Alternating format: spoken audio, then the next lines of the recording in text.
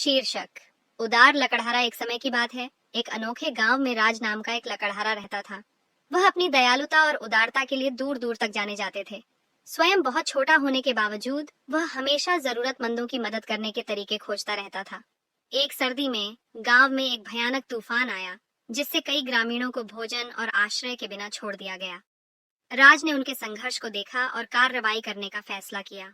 उन्होंने अपनी आपूर्ति से जलाऊ लकड़ी इकट्ठा की और इसे परिवारों के बीच वितरित किया, जिससे यह सुनिश्चित हुआ कि वे गर्म रह सकें और अपना भोजन पका सकें। राज की दयालुता यही नहीं रुकी।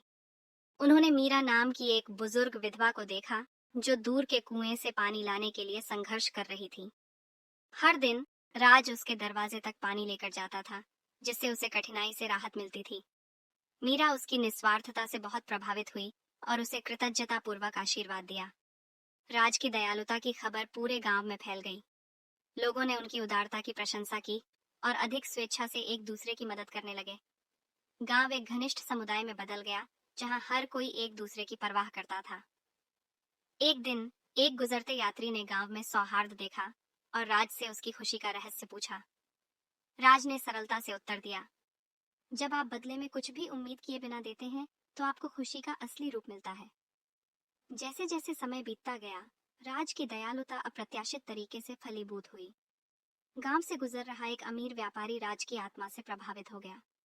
उसके चरित्र से प्रभावित होकर व्यापारी ने राज को उसके द्वारा एकत्र की गई जलाऊ लकड़ी के लिए उचित मूल्य की पेशकश की। पैसे से राज अपनी जीवन स्थितियों में सुधार करने में सक्षम था। उदार लकड़हारे राज की कहानी आने वाली पीढ़ियों को प्रेरित करती रही।